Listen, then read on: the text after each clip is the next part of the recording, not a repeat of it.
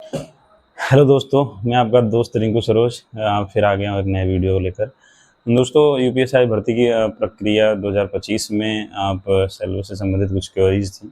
जानते हैं एग्जाम के पैटर्न को 4 भागों में बांटा गया है: हिंदी, जीके जीएस, संविधान मूल विधि, मैथ और रीजनिंग। और इन सब चारों सेक्शन के 40-40 सवाल हैं। एक सवाल के 2.5 नंबर, कुल मिलाकर 160 क्वेश्चन, जिसके कुल 400 अंक। माइनस मार्किंग इसमें है नहीं। पहले देखते हैं हम हिंदी के बारे में। हिंदी आप कहाँ से पढ़ेंगे? हिंदी के लिए आप आदित्य पब्लिकेशन की एक बुक आती है, डिस्क्रिप्टिव थोड़ा वन लाइनर होती है, आप उसको देख सकते हैं, उसको ले लीजिए, वो काफ़ी फ़ायदेमंद है यूपीएसआई की दृष्टिगत। दूसरा, आप मैं जो पढ़ा था यूट्यूब से देख सकते हैं आप। उत्कर्ष क्लासेस के एक सर हैं, आशीष चौधरी, उनकी वीडियोस पड़ी हुई हैं यूट्यूब पे, करीब 37-38 वीडियो हैं, आप उसको देख सकते हैं। जीके जीएस के लिए तो एनसीईआरटी की सार संग्रह जो आती हैं, एनसीईआरटी की सार संग्रह आप देख सकते हैं। कम समय में अच्छी जानकारी उससे आपको मिल जाएगी। हालांकि सबसे बेहतर तो हैंड रिटन नोट्स ही माने जाते हैं, लेकिन अगर आपने नहीं बनाया है तो आप यहाँ एनसीईआरटी सार संग्रह से उसको कवर कर सकते हैं। मूल विधि मुख्यतः जो अधिनियम और धाराएं हैं, जैसे कि मैं पहले बात करूँ बीएनएस और बीएनएसएस एविडेंस एक्ट। बीएनएस जो पहले आईपीसी था, बीएनएसएस जो पहले सीआरपीसी था, एविडेंस एक्ट वो एविडेंस एक्ट नाम ही था 2023 में। इसमें कुछ बदलाव करके एविडेंस एक्ट 2023 कर दिया गया है, हालांकि उसमें ज़्यादा खास बदलाव नहीं हुआ है। मैं बात करूँ बीएनएस की या फिर आईपीसी की बात करूँ, तो उसमें आप इसके इतिहास के बारे में थोड़ा पढ़ लीजिएगा कि कौन सी समिति थी, कौन सा आयोग गठित हुआ था, उसके अध्यक्ष कौन थे, कब प्रस्ताव लाया गया था और कब पारित हुआ था, कब से लागू हुआ था। ये बात रही इतिहास की। उस परिभाषाएं कि किस भाग में परिभाषा दी हुई है, या फिर जैसे बालक का मान लीजिए, बालक किसे कहते हैं, ये कौन सी भाग में इसका परिभाषा है। संघ की बात करें और अपराध की परिभाषा के बारे में बात करें तो जैसे आईपीसी में 2 नंबर भाग में जो है सारी परिभाषाएं दी थी, अब वही सेम बीएनएस में भी है या बीएनएस में है, आप उसको वहाँ से देख लीजिएगा।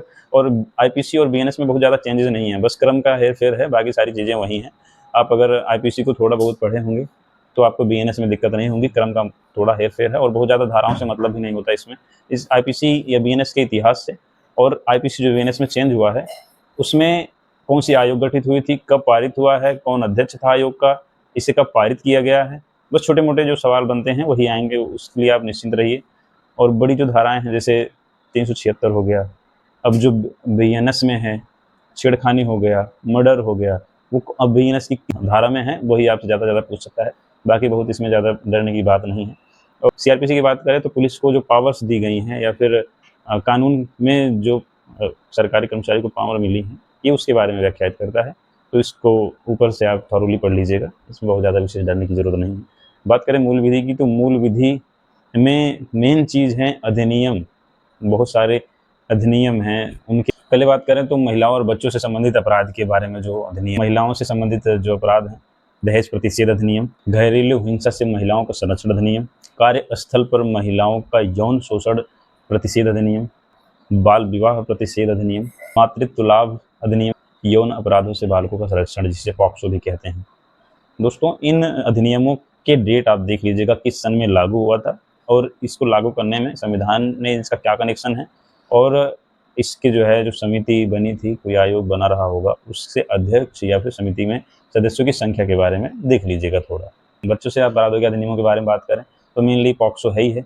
उसके बाद हो गया किशोर न्याय अधिनियम, बाल श्रम प्रतिषेध अधिनियम। मेनली जो है हर अधिनियम में बात ध्यान ये रखनी है आपको, अगर उसमें उस अधिनियम से संबंधित परिभाषा है, जैसे बाल न्याय अधिनियम, तो बालक की परिभाषा उसमें दी हुई होगी, तो उसको देख लीजिएगा कौन से नंबर पे है और किस सन में ये जो है लागू हुआ था। देखें तो यातायात कुछ विशेष ट्रैफिक रूल्स देख लीजिएगा। पर्यावरण संरक्षण अधिनियम कब लागू हुआ था, इसके संबंध में अगर कोई पीआईएल या फिर कोर्ट केस, वर्डिक्ट और तमाम वन्य जीवों के संरक्षण के लिए बनाई गई सरकारी योजनाएं। वन्य जीव संरक्षण अधिनियम दरअसल आप पर्यावरण का एक बहुत मुख्य पार्ट है। ये पर्यावरण, जब आप इसको एक चैप्टर की तरह देखते हो, पर्यावरण एक विषय के रूप में जब इसको देखते हो, तो वन्य जीव संरक्षण अधिनियम और इससे संबंधित जो राष्ट्रीय और अंतर्राष्ट्रीय स्तरीय जो भी समितियां वन्य जीव संरक्षण के लिए बनाई गई हों, उनके संबंध में आज उसको पढ़ लीजिएगा, और उससे संबंधित कोर्ट के फैसले, जीवों के संरक्षण के बारे में, मानवाधिकार के बारे में थोड़ा सा पढ़ लीजिएगा। कुछ धाराएं हैं इसमें मेनली जो मानव के अधिकारों के बारे में बताती है, इसके आयोग के बारे में और इसकी प्रक्रिया के बारे में थोड़ा सा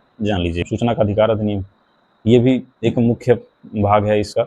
इसके इसके बारे में भी, यह कब लागू हुआ था, इसकी डेट, कभी कभी उससे डेट पूछ ली जाती है। राष्ट्रीय सुरक्षा अधिनियम, ये मुख्यतः ये राष्ट्रीय सुरक्षा के बारे में बात करता है। आप जो विभिन्न जांच एजेंसी है या फिर गुप्तचर विभाग हैं अपने यहाँ के, जैसे आईबी हो गया, रॉ हो गया, ये मुख्य मुख्य एजेंसियां हैं, इनके बारे में पढ़ लीजिएगा। वर्तमान में अध्यक्ष कौन है, पहला अध्यक्ष कौन रहा है, इसके बारे में आप गहनता से थोड़ा पढ़ लीजिएगा। साइबर अपराध और आईटी एक्ट, लगभग जो महिलाओं से संबंधित अपराध हैं, बच्चों से संबंधित अपराध हैं साइबर में होने वाले, जैसे अश्लीलता फैलाना और निजता भंग करना, ये सब जो संविधान से कनेक्टेड है, उसके संबंध में आईटी एक्ट में कौन सी धारा इसको प्रतिबंधित करती है, उसके बारे में थोड़ी जानकारी कर लीजिएगा आप। जनहित याचिका, PIL जिसे कहते हैं, अब इसके इतिहास के बारे में थोड़ा पढ़ लीजिएगा और मुख्य जनहित याचिकाएँ कौन सी हैं, मैं अभी आपको कुछ गिना दे रहा हूँ, आप उसको पढ़ लीजिएगा। और इसके अलावा भी जो आपको मिले, हाँ, उसको आप देख लीजिए। जैसे मुख्य जनहित याचिकाएँ हैं, हुसैन आरा खातून बनाम बिहार राज्य, MC मेहता बनाम भारत संघ, श्रीमती लक्ष्मीकांत पांडे बनाम भारत संघ, विशाखा बनाम राजस्थान, DK बसु बनाम पश्चिम बंगाल, रामानंद कटारा बनाम भारत संघ, फाली बनाम दिल्ली प्रशासन, प्रमोद भगत बनाम भारत संघ। कुछ मुख्य PILs थी जिनमें बहुत बड़े बड़े कोर्ट के फैसले आए थे। तो आप इसकी डेट, जो अपील करता था उसके बारे में, और उसकी क्या याचिका थी उसके बारे में, कभी कभी तो सिर्फ नाम जो है देकर पूछ लेता है कि ये किससे संबंधित है। जैसे कि मैं बात करूं विशाखा बनाम राजस्थान का, तो आप देखेंगे कि एक मैंने बहुत महत्वपूर्ण अधिनियम बताया था, कार्यस्थल पर महिलाओं के यौन शोषण प्रतिषेध अधिनियम के बारे में। तो विशाखा बनाम राजस्थान भी उसी से जुड़ा हुआ है। एक विशाखा नाम की महिला थी जो अपने कार्यालय में काम करती थी, उसके साथ जो है कुछ गलत काम हुआ था, जिसके संबंध में उसने अपील की थी और उसके बाद ये अधिनियम आया था। तो इस ऐसे ही PILs को जो वर्डिक्ट हैं उससे कनेक्ट करके आप पढ़िएगा। तो न्यायिक फैसले आ जाते हैं। महत्वपूर्ण न्यायिक फैसले मैं आपको बता दे रहा हूँ कुछ मोटे मोटे तौर पर, जिसको आप उसकी डिटेलिंग पढ़ लीजिएगा। जैसे Keshavananda Bharati case, Maneka Gandhi case, AK Gopalan, Indira Gandhi case, Minerva mills case, Shah Bano, DK Basu case, Lalita Kumari case, Vishwalochan case, Manu Sharma case, Navtej Singh Johar case, Saira Bano case. ऐसे वर्डिक्ट पे ध्यान दीजिएगा, ऐसे न्यायिक फैसलों पर ध्यान दीजिएगा जिसने संविधान में संशोधन करवाया हो या फिर उसकी वजह से कोई धारा जुड़ी हो, तो इस पर मेन फोकस रहना है। और इनके अलावा भी अगर आपको कुछ ज़रूरी मिले तो उसको भी, ये तो मेन थे जो मैंने आपको बता दिए, जो हमेशा आते जाते रहते हैं। और भी इसके अलावा जो रिसेंट के संशोधित या फिर रिसेंट के वर्डिक्ट होंगे तो उसको भी आप देख लीजिएगा। आपको घबराना नहीं है। अगर आपको क्वेरीज हो तो कमेंट में लिखिएगा, मैं उसका जवाब आपको दूंगा। क्वेरीज होंगी तो आप कमेंट में लिखिएगा। जय हिंद।